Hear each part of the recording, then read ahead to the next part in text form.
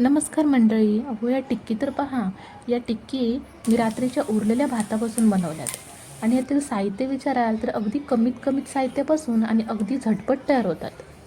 जेव्हा पहिल्यांदा मी या टिक्की बनवल्या होते ना, तेव्हा घरी कोणाला समजलंसुद्धा नव्हतं की या टिक्की मी रात्रीच्या उरलेल्या भातापासून बनवल्यात. चला मंडळी, आपण जास्त वेळ न घालवता आपण रेसिपी पाहूया. हा एवढा रात्रीचा भात उरला होता. 1 वाटी भरेल एवढा आहे. जेवढा भात असेल ना, त्याच्या अर्ध्या क्वांटिटीमध्ये बटाटा घ्यायचा. हा बटाटा मी उकडून सालं काढून स्मॅश करून घेतलं आहे. बटाटे उकडताना जास्त पाणी नाही घालायचं हां. कुकरमध्ये थोडं पाणी घेऊन जाळी ठेवून वरती डब्यात पाणी न घालता हे बटाटे उकडायला ठेवायचे. इथे मी हा एक कांदा बारीक चिरून घेतला आहे. 2 मिरच्या बारीक चिरल्यात, कोथिंबीर आणि लिंबू. एका मिक्सिंग बाउलमध्ये मी हा भात काढून घेतला. स्मॅश केलेला बटाटा घेतला. कुरकुरीतपणा येण्यासाठी 2-3 चमचे बारीक रवा घेतला. 1 चमचा बेसन घेतलं. कांदा टाकला, हिरवी मिरची टाकली, कोथिंबीर टाकली आणि वरून छानपैकी लिंबू पिळला. लिंबूच्या बिया आतमध्ये नाही टाकायच्या हां. आता यामध्ये काही मसाले ॲड करूया. पाव चमचा हळद घेतली, अर्धा चमचा लाल तिखट घेतलं, पाव चमचा गरम मसाला घेतला आणि चवीपुरतं मीठ घेऊन हे सर्व छान मिक्स करून घ्यायचं. तुम्ही पाहू शकता हे चमच्याने असं व्यवस्थित मिक्स होत नाही, म्हणून मी असं हाताने जसं आपण चपातीचं पीठ मळतो ना, तसंच हे पण मळून घेते. तुम्ही कन्सिस्टन्सी पाहू शकता. एवढा हा असा गोळा तयार झाला पाहिजे. यामध्ये चुकण्यासारखं असं काहीच नाही आहे.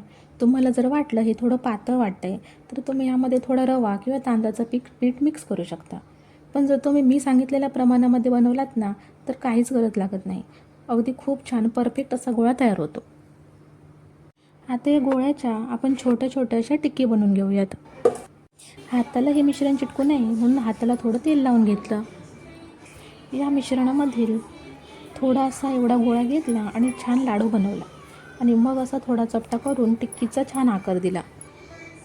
तुम्ही जर भातामध्ये सर्व मिक्स करायच्या आधी जर भात थोडासा स्मॅश करून घेतला ना, तर टिक्की अजून छान बनतात. पहा किती सुंदर आपली टिक्की तयार झाली. अशाच प्रकारे सर्व टिक्की बनवून घेतल्या. मंडळी, या तयार टिक्की तुम्ही पॅनवरती शॅलो फ्राय करू शकता किंवा या टिक्की अशा ब्रेड क्रम्समध्ये घोळून मस्त डीप फ्रायही करू शकता. जर या टिक्की डीप फ्राय केल्या ना, तर छान अशा बाहेरून क्रिस्पी आणि आतमधून सॉफ्ट होतात. पण मला ना जास्त तेलकट नको वाटतं, म्हणून या अशाच मी शॅलो फ्राय करते. चला पाहूयात. भिडा गरम करून भिड्यावरती 2 चमचे तेल घेतलं. तेल गरम झाल्यावर एक करत टिक्की असे छान तेलात सोडली. गॅस मिडियम ठेवून छानपैकी ह्या टिक्कीत शॅलो फ्राय करून घ्यायच्या. एका बाजूने फ्राय झाल्या की दुसऱ्या बाजूने सुद्धा व्यवस्थित फ्राय करून घ्यायच्या. गॅस मिडियमच ठेवायचा हां, नाहीतर टिक्की एका बाजूने करपतील. या टिक्कीचं ना खायला टोमॅटो सॉससोबत छान लागतात.